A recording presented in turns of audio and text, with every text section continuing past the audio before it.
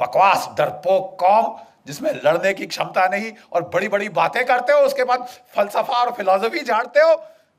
800 साल तुम्हारी ऐसी तैसी हुई है, एक के बाद एक आताताई ने आके तुम्हारी तबाही कर दी, तुम्हारे मंदिर तोड़ दिए, तुम्हारी नालंदा जलाई तो 3 महीने जलती रही, तुम्हारा मैं मुंह तोड़ दूं।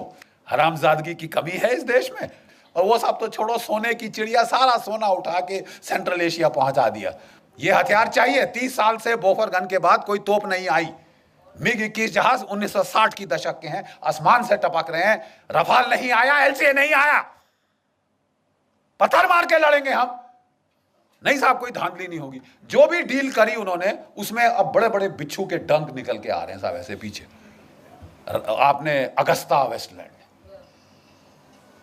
बाकी हथियार 30 साल ना आए कोई बात नहीं साहब। जो वीवीआईपी हेलीकॉप्टर है वो तो फट से आएगा। और दुनिया का जो महंगा से महंगा हेलीकॉप्टर है, जो अमेरिका के प्रेसिडेंट ने बोला साहब मेरे लिए बहुत महंगा है, वो हम लेंगे।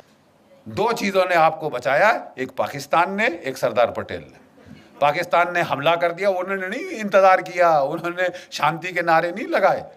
लेकिन जो कुछ भी आप कह दो, उनमें इतनी तो शर्म थी कि आजाद पाकिस्तान का जो पहला गवर्नर जनरल था वो एक मुसलमान था, जिना।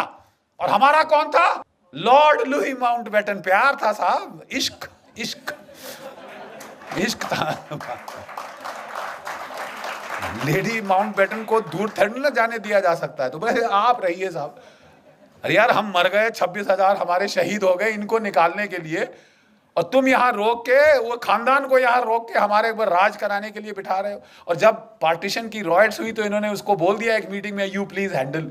Are you sure you are the prime minister? वो भी सरकास्टिकली बोला माउंटबेटन। और पाकिस्तान के टैंक वाकई 1965 में दिल्ली में आके नमाज पढ़ते। ये इस किस्म की ट्रेचरी हमारे साथ हुई। और एक भगवान का लाख शुक्र है पाकिस्तान का, जिसने हमको लड़ना सिखाया।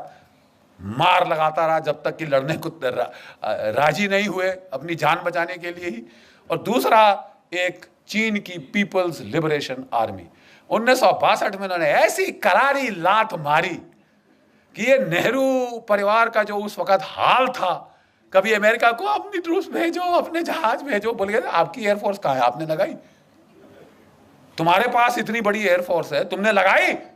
1962 में नहीं लगाई साहब, बिठा के रखा।